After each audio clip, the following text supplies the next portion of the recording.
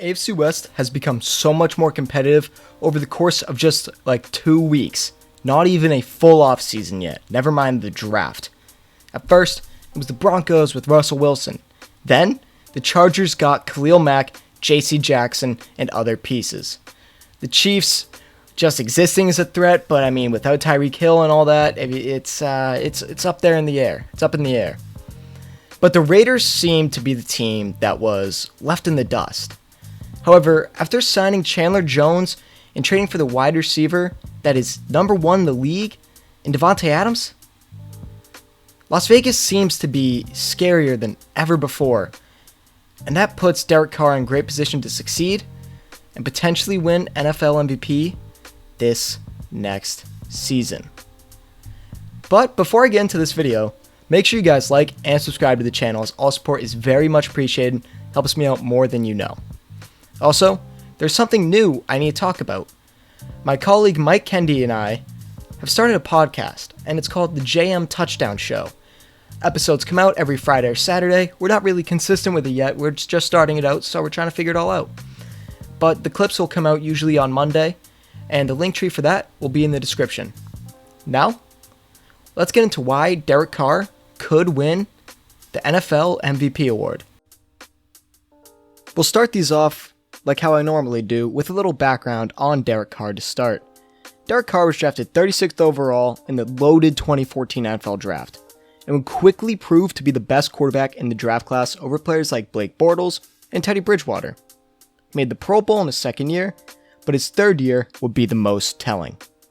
In the 2016 season, Carr had a legit case for MVP, and finished 3rd in the voting, as well as 6th in Offensive Player of the Year, after throwing for 3,937 yards, 28 touchdowns, 6 interceptions, completing 63.8% of his passes, would lead the Raiders to be one of the best offenses in the league, and would win 12 of the 15 games he played. Well, that is something I need to bring up. The game he missed. During the Week 16 win against the Indianapolis Colts, Derek Carr got twisted around and broke his fibula early in the 4th quarter. He's even seen mouthing, "It's broken." Tough to see for a guy who was having a near MVP season. As well as, he's a great guy too. The Raiders would obviously lose in the first round against the Texans, where Connor Cook of all people, started and threw 3 interceptions on 45 pass attempts, a 13-point loss. Carr would recover cleanly, physically, but it was pretty obvious that there were some things with his mobility that he was kind of afraid to do, and he would make the Pro Bowl the next year, but would not make the playoffs for the next couple of years. I want to talk about that specifically. It seems as if Carr would do his best for majority of the season. For example, in 2019, they would start 6-4, be right in the playoff race, however they lost 5 last 6 games, finished 7-9, and the defense would allow 28 points per game over that time span. Again, in 2020, they would be 7-5, seen as a playoff team, but lost 3 of the last 4. The defense allowed 33 points per game, and they would finish 8-8. The Raiders' defense has been the biggest problem for Carr in Las Vegas and Oakland, and the Raiders for the majority of his career. And their late season woes seem to prove that idea with very substantial evidence. It looks as if they made the team fall apart every single year, just not able to do right by Carr and his performances. The defense wasn't the only problem in the Raiders organization though. John Gruden and Mike Mayock were also a big problem. They kept thinking about getting rid of Derek Carr and taking their chances on either trading for a big-time quarterback, which I mean Carr is already the 10th best quarterback probably, or drafting a young quarterback to try to rebuild. Well, they were fired after multiple horrible draft picks on and off the field during and after this last season. Carr did nothing but fight for this team and play his best football, but instead of it being blamed on the rest of the team, it seemed as if the organization blamed it on him, which clearly was not the real concern.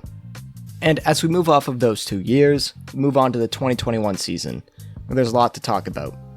The Raiders' 2-13 games were 6-7, and John Gruden was fired up to this point, and defense was struggling, letting up a lot of points, per usual. However, the final 4 games the team played very well, not scoring a lot of points, but not allowing many either, except for the obvious game of Week 18 versus the Chargers. We all know what happened that game. If the teams tied, both would go to the playoffs, and that almost happened. The game went to overtime, and it seemed like they were going to tie when it came close to the end of the 5th period. However, Chargers coach Brandon Staley decided to call a timeout when the Raiders were driving down the field on the Chargers' 40-yard line in the final minute of overtime. The Raiders admittedly were thinking about just tying and letting the clock run out, but after this timeout, they knew they had to go down and win the game. So they went down the field, and Daniel Carlson kicked a field goal with no time left to win the game and send the Raiders to the playoffs, kicking the Chargers out. Brandon Staley was not the only reason the Raiders made the playoffs this year, as Carr had one of his best years yet. Playing in all 17 games, he threw for 4,804 yards, 23 touchdowns, 14 interceptions, while completing 68.4% of his passes. Overall, great season and finished top 5 in passing yards. He easily could have been a Pro Bowler this year if the AFC was not so competitive at quarterback. But as we know, they would end up losing the wild card to the Bengals 26-19, which could have been sent to overtime, but Carr had to throw it up on 4th down with 17 seconds left, and the ball was intercepted. There's one thing that has been a major theme in Derek Carr's Raiders career: his defense letting him down. However, that might not happen this year. The Raiders signed star edge rusher Chandler Jones to a 3-year deal worth roughly $51 million, as well as trading edge rusher Yannick Ngakoue for cornerback Rocky Ya-Sin. After losing Casey Hayward in free agency to the Falcons, they need some help. They also added some more depth at cornerback, linebacker, and added Bilal Nichols on a 2-year deal, which is someone to help them stop the run. The defense is looking a lot better for a unit that was middle of the pack in literally every category, like 14th through 20th in every category. So Carr hopefully won't have to worry about his defense giving up 30 points a game to close out the season and end their playoff hopes. But believe it or not, that isn't even the biggest thing the Raiders have done to help Carr. They traded for wide receiver Davante Adams, aka the best wideout in the league. This is what gave me the idea for this video, in saying that there are 3 things that help a quarterback's MVP case. Number 1 is winning. Number 2 is their stats. Number 3, this is more of a me thing. If they left their team, how bad would the team be with a replacement quarterback? Well, this team is built to win, no matter how good the rest of the division is, and it is really good. Hell, the Raiders could finish last and still make the playoffs, although I don't think they'll be last. The offense is much improved, given the weapons Carr has been given, and has already had, and the defense has added 1 star and potentially in another with maybe Stephon Gilmore, but that's just a rumor right now. So there's a lot of depth in all areas of the defense. So wins really shouldn't be a problem. Stats? Not that either. Carr can throw to Darren Waller, Devontae Adams, Hunter Renfrow, Demarcus Robinson, Bryan Edwards, Kenyon Drake out of the backfield, and Josh Jacobs running the ball. There's so much explosive potential in this offense, having 2 of the best route running wideouts, a top 4 tight end, a top half running back, with some depth at all positions. Carr will have the best receiving duo since Cooper and Crabtree, which he played very well with. Adams and Renfrow is clearly a better duo. I mean, the best wide receiver in the NFL, and then a great route runner on top of that. And on top of that, there's obviously Darren Waller. I think the weapons enough is a clear case for Carr to be an early MVP candidate for next season, because we all know how talented he is. Now, the MVP is a quarterback-driven award, so the talent around him only helps build his case. That also helps for the last point, because if you replace him with the majority of NFL quarterbacks, the Raiders would not be in nearly as good of a position as if they had Carr, who is a top 10 to 12 quarterback right now. But where he ranks as a quarterback, as long as in that 12 and up range, does not matter in the MVP race. It is how well the team and player performs, how important they are to their team. And if they're a quarterback, of course, come on, we all know it's only a QB award. We have seen quarterbacks in the lower end of the top 10 to 12 prior to the season, after that season win MVP in recent years, as in Matt Ryan and Cam Newton. Nobody saw those guys winning MVP before their MVP year, but they came out and shocked everyone due to many factors, including their own skill, which they all had, weapons, schedule, overall team performance, their story, which is a big factor in the MVP, and other factors. Carr fits that exact mold. He's in top 5, top 8, we all know that. But given what he has laid out in front of him with the Raiders, including a new regime that seems to already be doing a lot better than Gruden and Mayock, we have to wait till the draft though, I think we all know where this could go. That is an MVP award for Derek Carr in the 2022 NFL season. As I've pointed out multiple times in this video, he's a very talented quarterback and we all know it. He's a strong arm, quick release, accurate, isn't the most mobile, but can make it work at times. Most notably, over the past 2 years, he has developed his deep ball. He's had a great intermediate throw for a while now. But the deep ball has developed because of players like, at the time, Henry Ruggs, Darren Waller, who's a great deep ball tight end, Bryan Edwards, Deshaun Jackson, etc. He finally had real people he could throw deep balls to, and he proved he is great at it, being one of the more accurate quarterbacks with it.